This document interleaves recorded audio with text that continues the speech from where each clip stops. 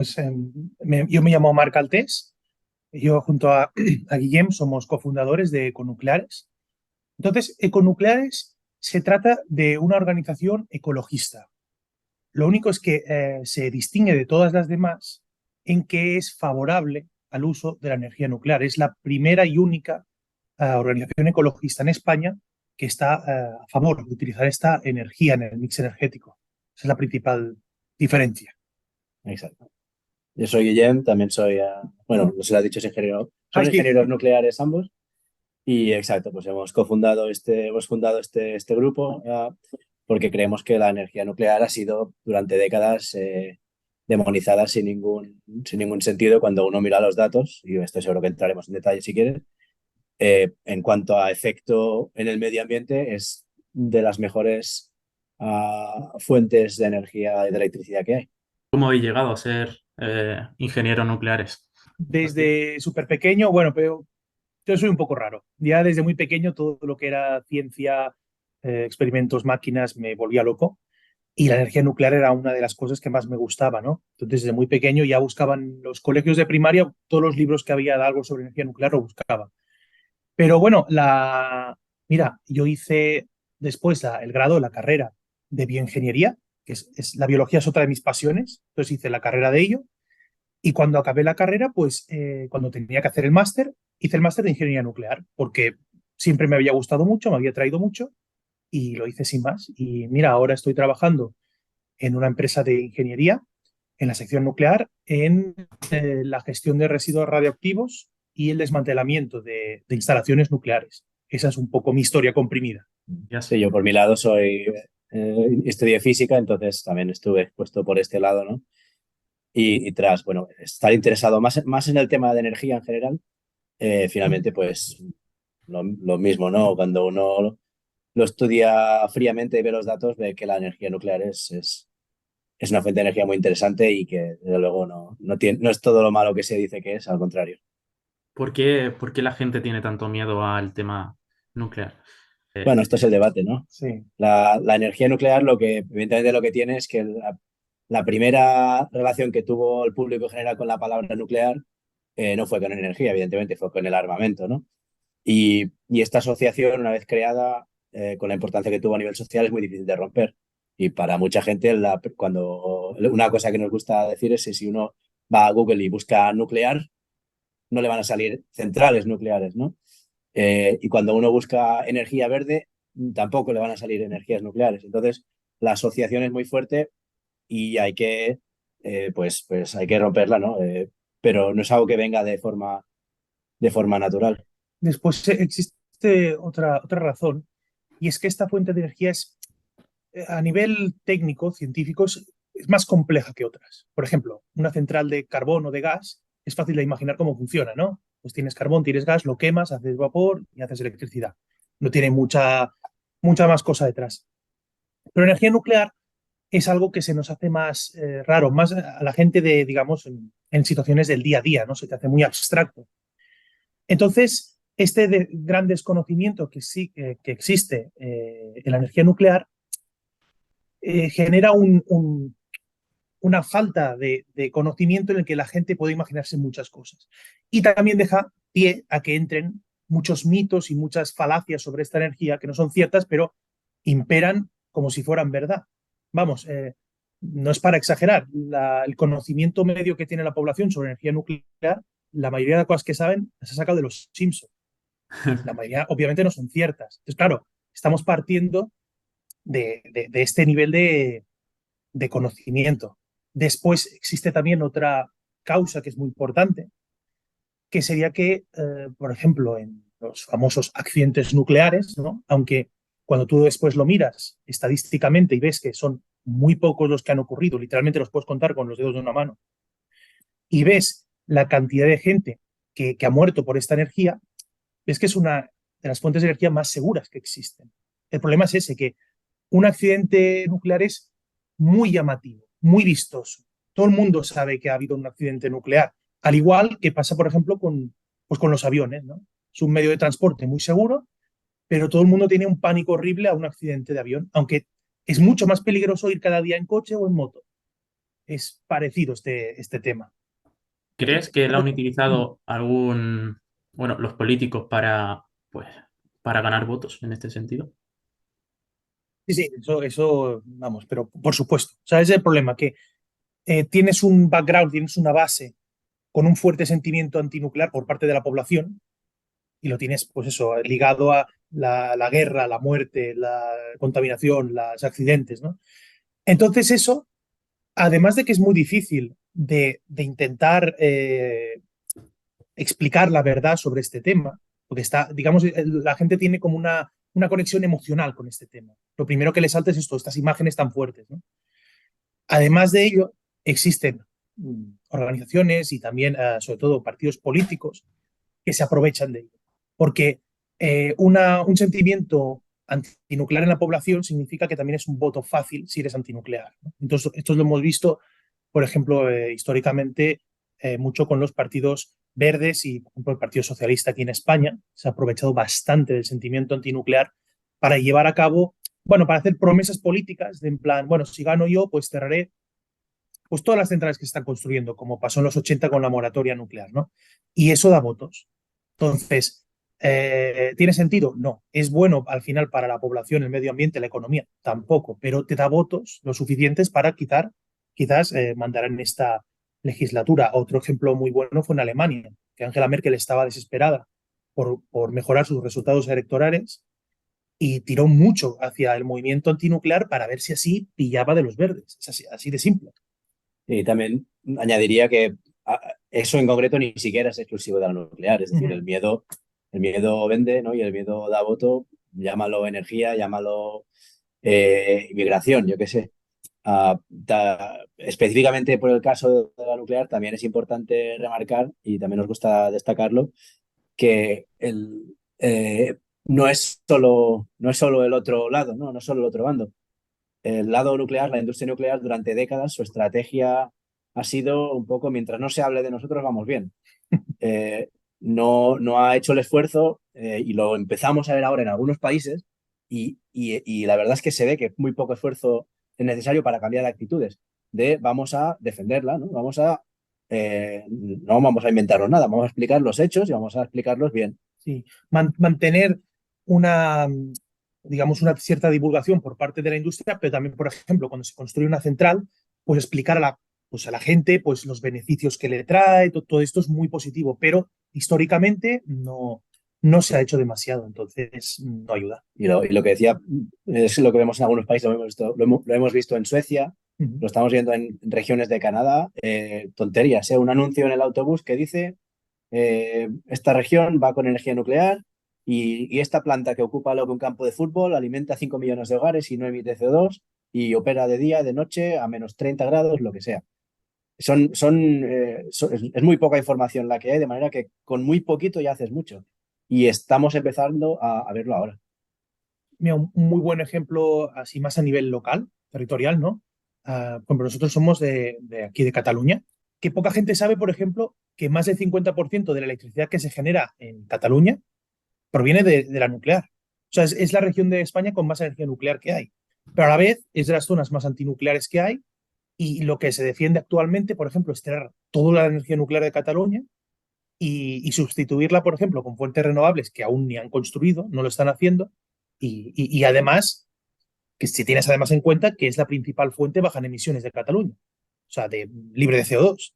Sí que sería como estar retrocediendo, sinceramente. Pero la mayoría de gente es eso, ni siquiera lo sabe. ¿Qué porcentaje de riesgo tiene al final la energía nuclear? Y esto es lo que sí que quería preguntar.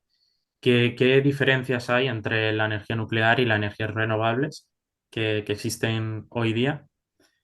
Y si es tan Bueno, contaminante o si es contaminante relacionado con ello. bueno, hay varias preguntas, ¿no? De entrada, una cosa que es importante remarcar, porque nos dicen las encuestas que es algo que hay mucha confusión al respecto, que es una central nuclear no emite dióxido de carbono. Una central nuclear no emite ningún gas de efecto invernadero. La gente ve las chimeneas esas grandes, ¿no? Que en realidad no son chimeneas, son torres de refrigeración, y lo que está saliendo, estas nubes blancas, esto es agua. Estas son nubes, literalmente son nubes. Son partículas de agua del sistema de refrigeración. Toman agua del río o del mar, intercambian el calor, ¿no? Se calientan un poco y tienes una cierta evaporación. En ningún momento estás quemando nada en una central nuclear y por tanto no hay ningún gas de efecto invernadero. Eh, por otro lado, el tema de los accidentes es lo que tocábamos antes un poco, ¿no? Un accidente nuclear es algo que tiene muy alto perfil.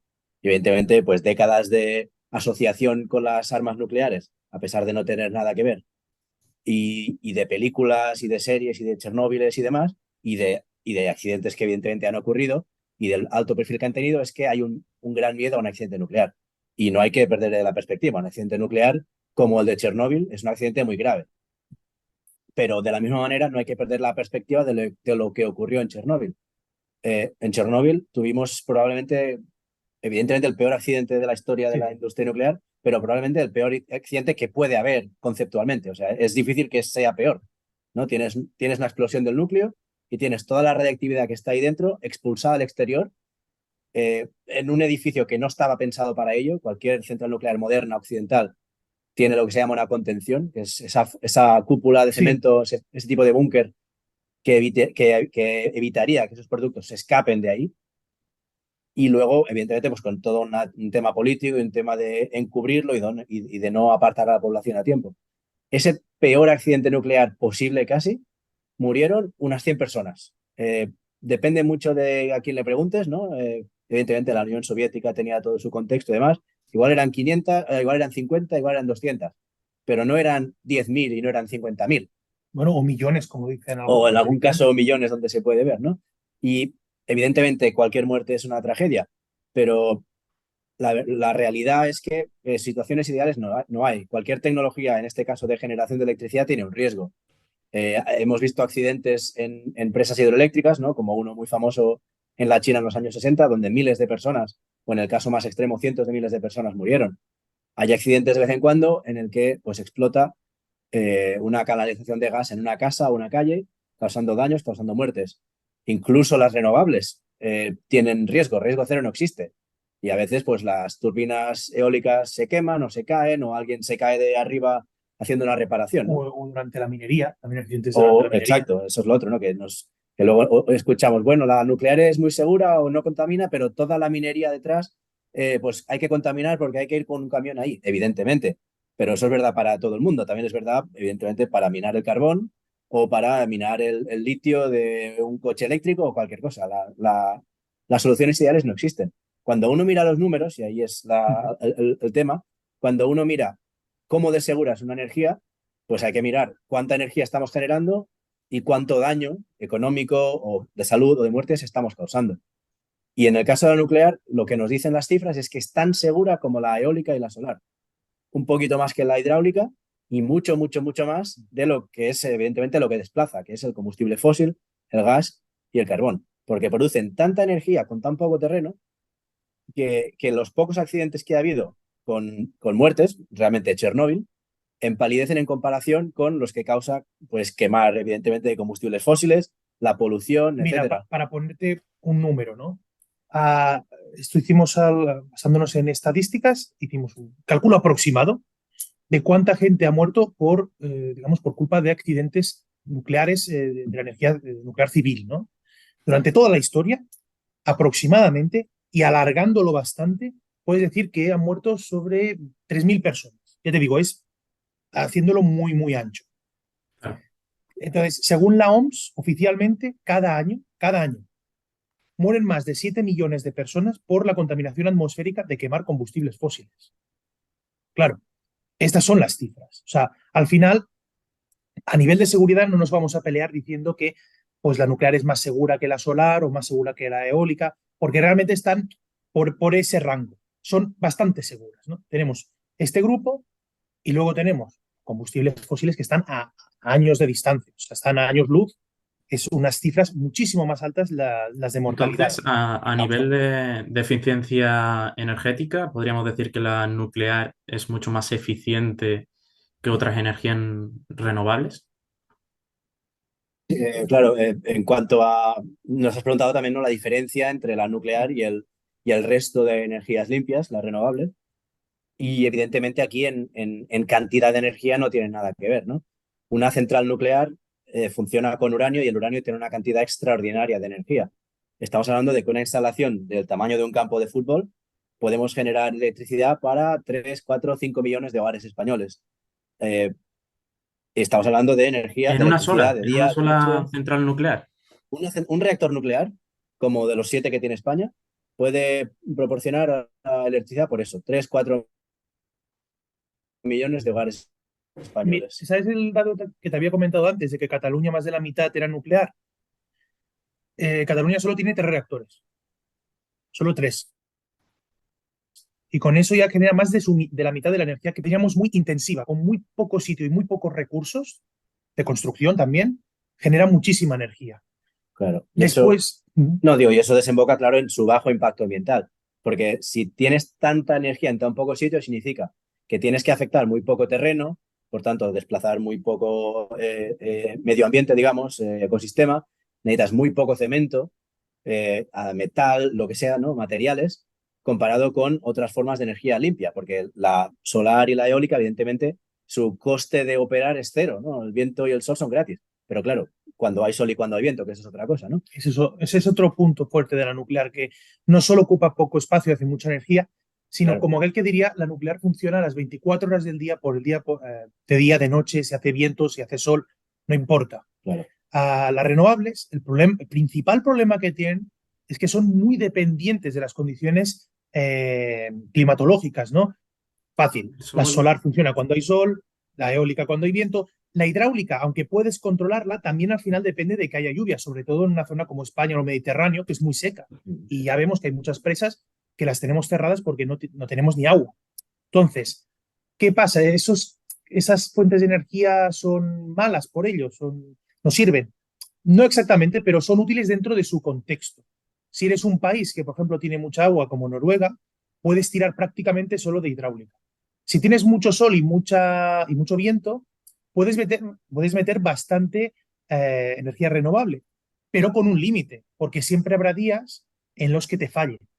Claro, y para volver, Sí. para cerrar el bucle, ¿no? Claro, evidentemente nos dirán, evidentemente sabemos que a veces no hace sol y no hace viento, pero para esto están baterías, está bombeo hidráulico, demás. De acuerdo, pero entonces vamos a comparar sistemas equivalentes. Si vamos a comparar sistemas que puedan proporcionar electricidad todo el rato, porque la electricidad no nos vale la mayoría del rato, es una cosa esencial. Si una semana de electricidad sin electricidad al año es un problema. Tenemos que tener día, noche, invierno, verano. Entonces, si comparamos un sistema basado en renovables que, por tanto, tenga sobre construcción, ¿no? Para aprovechar los picos y baterías y demás, de acuerdo, vamos a contar todos estos materiales extra. Y evidentemente comparamos todo esto con toda la extensión de terreno, con todos los recursos materiales, con la energía nuclear y no hay punto de comparación. Estamos hablando de diferencia de orden de magnitud. Bueno, es que al final no es que haya punto de comparación, es que simplemente la hipótesis, ¿no? Lo que sostienen muchas organizaciones ecologistas no te sostienen. No, el traspaso es 100% renovable. ¿Qué pasa? Que, como dice Guillem, cuando tienes en cuenta todos los sistemas de almacenamiento de energía y todas las cosas que necesitarías para implementarlo, lo que pasa es que al final, económicamente y técnicamente, que esa es otra, es inviable. No se puede hacer. Entonces, al final es una trampa, porque tú vas a meter en un sistema mucha energía renovable, pero al final siempre necesitarás una fuente de energía que puedas controlar, que te suministre energía cuando te falte. ¿Y qué pasa? Que al final es muy sencillo. Esta fuente de energía puede ser o energía nuclear o energías fósiles, porque son las únicas que puedes controlar de esta manera. Entonces, cuando te están diciendo que no, que vamos a poner todas renovables, que vamos a hacer todas centrales nucleares, etcétera, etcétera, al final lo que van a hacer es sustituir toda esa energía nuclear por por combustibles fósiles, como gas natural o carbón. Un gran ejemplo, Alemania. El año pasado cerró su última central nuclear, las cerró todas. Ha sustituido toda su energía nuclear por centrales de carbón, tal cual. Y aquí en España, si cierran las centrales nucleares, que esto es un tema que ya hablaremos, las van a acabar sustituyendo por gas natural. Y ya sabemos todos los problemas, no solo medioambientales, ya no entro ni en eso, sino a nivel económico. Una Claro, auténtica porque locura. nosotros gas no tenemos, ¿no? Tenemos que importarlo de otros países, supuestamente, ¿no? Importado. Exacto. Entonces estás tu precio de la electricidad y en el peor de los casos, tu capacidad de producir electricidad está a la merced de, primero, mercados internacionales y fluctuaciones de precio, como vimos con lo de Ucrania, ¿verdad? O, evidentemente, pues a problemas políticos y temas geopolíticos sobre los cuales no tienes ningún control. Con lo cual, otra cosa que te da la nuclear es estabilidad geopolítica y te da seguridad de suministro. Es decir, si nosotros importamos gas de tal sitio, de Argelia o de Estados Unidos, al final el trayecto en barco de esos gases, de ese gas licuado, al final es un coste medioambiental mayor que si lo hacemos todo aquí por un porcentaje de residuos mucho menor. Evidentemente, como decía antes, situaciones ideales no existen. Evidentemente, este Claramente. uranio hay que minarlo, hay que transportarlo, pero es lo mismo con todo. Para construir el parque eólico, todo este acero hay que hacerlo en algún sitio. El hacer acero es una actividad que necesita mucha energía, ¿no? Entonces, volvemos a lo de siempre. Hay tanta energía en el uranio que necesitas mucha menos infraestructura, con todo el coste ambiental y económico que hay detrás, para extraer esta energía. Mm. Después, entrando en el bloque residuos, que ese es uno de los principales, ¿no? En energía nuclear. Mira, el tema de los residuos nucleares al final es bastante sencillo. En una central nuclear es cierto que se generan ciertos residuos radioactivos, ¿no? El más conocido sería el combustible que ha sido utilizado en el reactor, ¿no? Es una sustancia muy radioactiva y es peligrosa, no puedes dejarla por allí en el campo, obviamente. Lo bueno es lo que decíamos, como el uranio tiene tanta energía, los residuos que al final generas son muy poca cantidad. Y eso es esencial porque si son pocos, puedes controlarlos, puedes hacer cosas con ellos, ¿no? Entonces, para ponerte en contexto de las cantidades que estamos hablando. Por ejemplo, si toda la energía que consumes durante toda tu vida, energía eléctrica, ¿no? La tuvieras que obtener quemando carbón, necesitarías unas 88 toneladas de carbón. Eso, para que te hagas una idea de tamaño, es como un vagón de metro entero lleno hasta arriba de carbón. Si lo haces con nuclear, sería aproximadamente 1 kilogramo de combustible, el mismo tamaño que un huevo de gallina. ¿Vale? Entonces, hay una diferencia de escala tremenda. Entonces, ¿qué pasa? Que cuando en una central nuclear tú has utilizado ese combustible, existen soluciones, puedes hacer cosas con ellos. Eso de que dicen de que no existen soluciones y que los residuos son para siempre, eso tampoco es verdad. Por Un ejemplo, mito, ¿no? una gran solución es reciclarlos, porque sí, los residuos radioactivos se pueden reciclar. El 95% del material del que está hecho el combustible gastado es uranio y plutonio que puede ser utilizado para nuevo combustible. Solo ese 5% restante es realmente un residuo. Esto, por ejemplo, lo hace Francia, recupera el uranio y el plutonio, y entonces sus residuos aún ocupan menos. Pero pongamos que, como por ejemplo, como en España, tú no quieres reciclarlo porque es complicado y no te quieres liar. ¿Vale? Pues el combustible gastado, primero lo guardas en las piscinas de las centrales, luego lo guardas en unos almacenes temporales durante un tiempo, y finalmente la solución final sería ponerlos en lo que llamamos almacenamiento geológico profundo, que básicamente es es un almacén, pero que se encuentra a varios kilómetros debajo de la superficie, a mucha profundidad, en una zona geológicamente muy estable. Entonces, tú este combustible gastado lo pones dentro de unos contenedores especiales muy resistentes a la corrosión y los pones en esa zona. La gracia es que tú cuando vayas llenando eso y lo llenes, ¿no? Tú lo cerrarás, llenarás todos los túneles esos con hormigón y eso ya no necesitará ningún tipo de supervisión humana. Ahí se van a quedar durante milenios o incluso millones de años.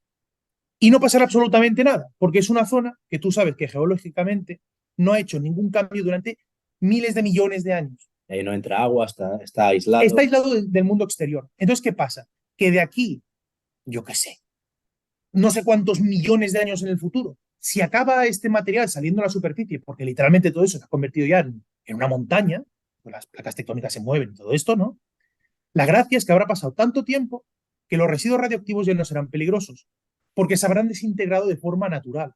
Porque como la misma expresión dice, ¿no? La desintegración radioactiva es una desintegración. Cuando un núcleo radioactivo se desintegra, pasa a un estado de más estabilidad hasta que ya no es radioactivo. Entonces, un material radioactivo, si tú lo dejas pasar el suficiente tiempo, dejará de serlo.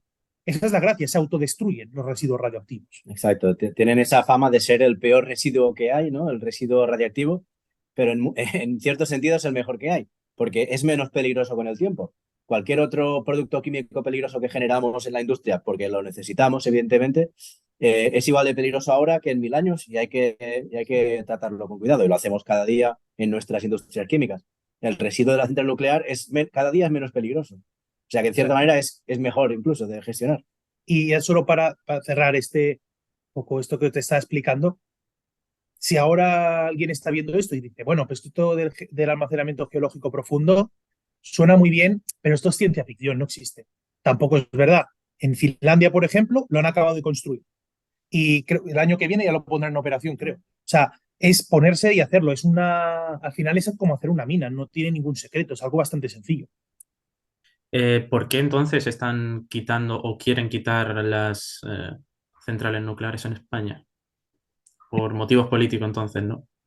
Porque da votos y porque si has tenido la actitud durante décadas que la nuclear es mala, pues cambiar la opinión es difícil y más cuando estás en el ojo público, ¿no? Pero al final rectificar es de sabios y lo más importante, en un país como España, donde tenemos nuestros problemas, pero evidentemente somos una democracia, el estamento político responde a incentivos de la opinión pública. Y en eso estamos en Econucleares, claro, y otras organizaciones que intentamos evitar el cierre nuclear en España, que es conseguir que se hable del tema, ¿no? En el mejor de los casos, pues convencer a gente de que la energía nuclear es limpia y es una parte esencial de nuestra red eléctrica, sobre todo si la queremos descarbonizar. Pero como mínimo que se hable del tema, que no salga gratis hacerlo sin que nadie tenga nada que decir al respecto, ninguna pregunta al respecto. Y creemos que no hace falta un cambio muy grande en la opinión pública para que, como mínimo, a la gente al cargo se tengan que preguntar si realmente les vale la pena meterse en eso. ¿Qué puede suceder en el momento en el que se cierren las centrales nucleares? Es decir, ¿se subirá el precio de la electricidad o se verá afectado en algún momento bueno, si utilizamos renovables, utilizamos la solar o utilizamos la eólica? Al final eso es cambiante y no es tan estable como puede ser la nuclear, ¿no? En el mejor de los casos, en el mejor de los casos, esa electricidad pasará a ser reemplazada en su mayoría por combustible fósil, en el caso español, básicamente gas natural. Eh, Evidentemente, España tiene energía renovable y está construyendo más, pero como comentaba antes Marc, al final una red eléctrica necesita tener una base de carga, se dice carga base, ¿no? Que básicamente es electricidad que tú controlas. Y por mucho que nos intenten vender que no pasa nada, puedo cerrar esta central nuclear, que la voy a reemplazar con renovables, la evidencia en los sitios en los que se ha cerrado la nuclear es clara. Tienes que reemplazar electricidad firme por electricidad firme. Y si cierras nuclear como en Nueva York, como en California, como en Alemania, como en Suecia durante una época, lo vas a reemplazar con gas y con carbón. De nuevo, en España, con gas. Por tanto, lo primero que va a pasar es que evidentemente van a subir las emisiones. Y aunque eso te da igual, lo más probable es que te suba el precio de la luz. Porque una central nuclear, y más como las que hay en España ya amortizadas, es de las fuentes de electricidad más baratas que hay. Si lo sustituyes por gas, vas a subir el precio de la luz. Pero es que esto es lo mejor, en el mejor caso. En el peor caso, se te degrada la seguridad de la red. En pocas palabras, apagones. Una red de la que no te puedes fiar ya trae sus propios problemas detrás. La industria, evidentemente, es lo primero que se va.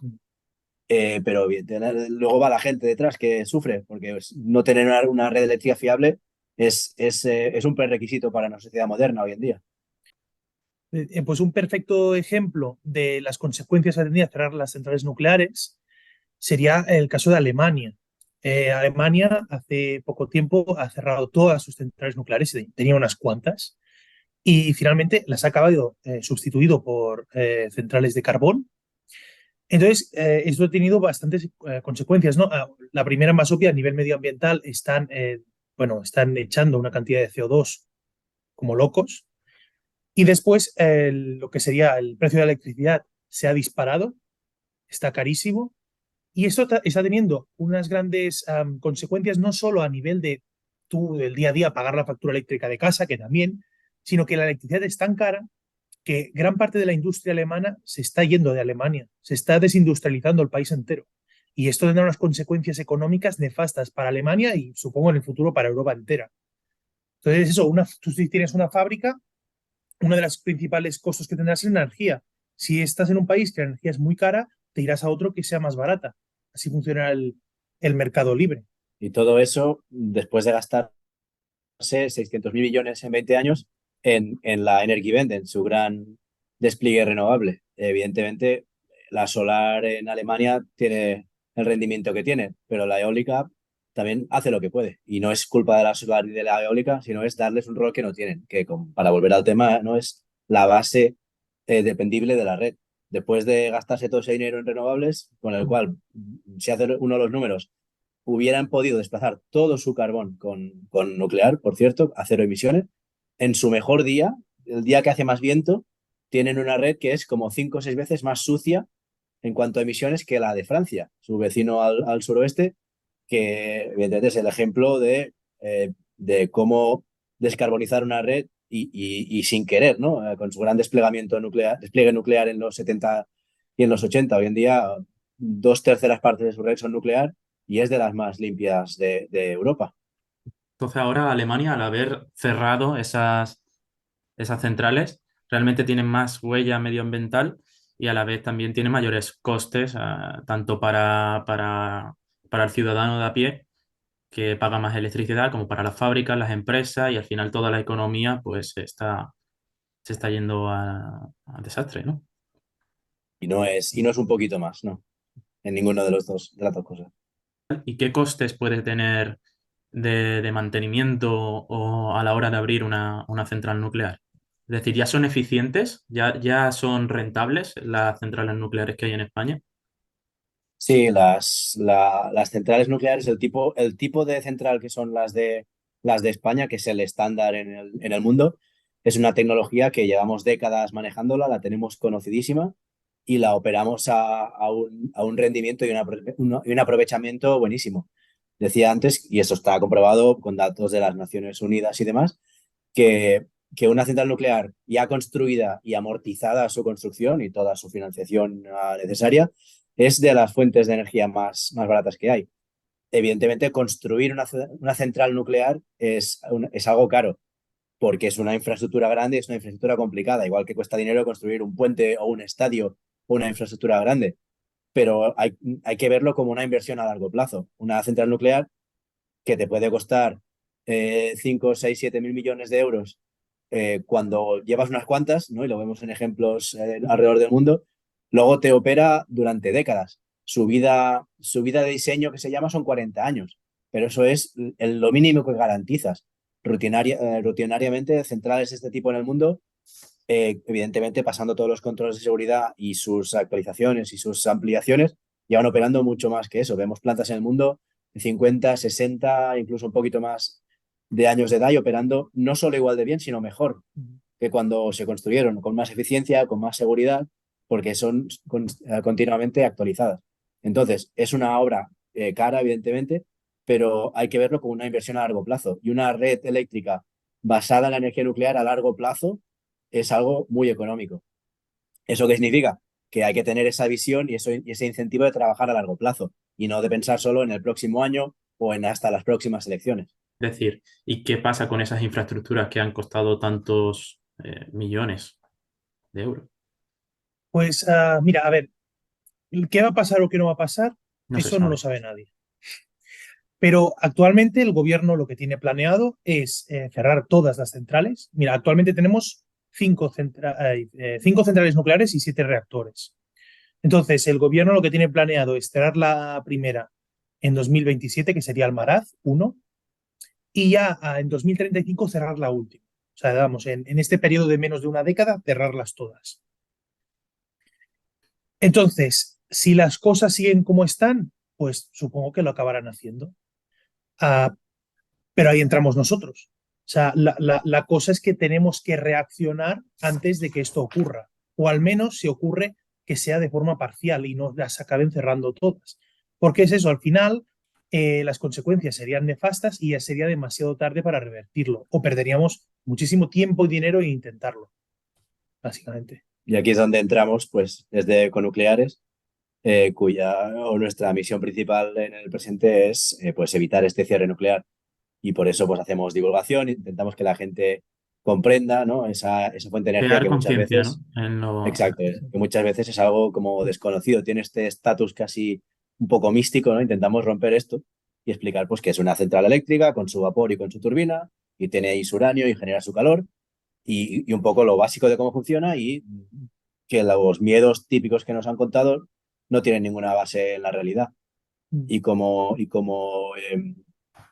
punto básico en esta concienciación estamos montando una manifestación, una concentración, un evento público en Barcelona el sábado 23 de marzo, en la cual pues vamos a juntar ahí a bastante gente del mundo de los divulgadores a favor de la energía nuclear, tanto españoles como a nivel europeo y mundial, para pues crear este evento, ¿no? y esta concienciación. Explicaremos cosas, daremos material y demás para visibilizar, ¿no? el problema y la mala idea que es centrar las centrales nucleares en España.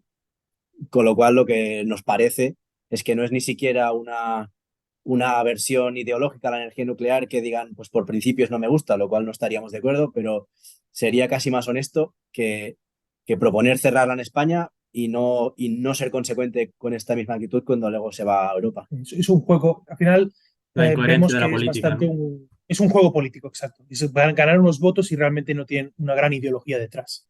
¿Y qué mensaje le dejaría ahí a la gente? Bueno, no sé, en ese caso tomaríamos un poco el ejemplo de Alfredo García, operador nuclear, que es nuestra referencia, digamos, en eso lleva en la divulgación mucho más tiempo que nosotros y su respuesta es la misma y estamos de acuerdo, que es pues que se hagan sus preguntas y que busquen su información, que no se fíen de lo que le decimos nosotros, igual que no se fíen de lo que les dicen los otros por interés o por lo que sea, que sean curiosos, que busquen información, las fuentes están ahí y los datos están ahí y demuestran pues, que la energía nuclear es una fuente de electricidad que es limpia, que es segura, que es muy buena para el medio ambiente en temas de recursos materiales y de terreno y demás, y que debe ser parte de una red eléctrica moderna, desde luego si tiene que ser descarbonizada. Y desde luego lo que no tiene sentido es cerrar centrales nucleares funcionando en perfectas condiciones y amortizadas, como es el caso español. La clave es que al final la decisión la tendrá que tomar, y no puede ser de otra manera, la gente, porque estamos, pues eso, en una democracia, ¿no? Lo importante es que realmente la gente sepa de lo que está hablando.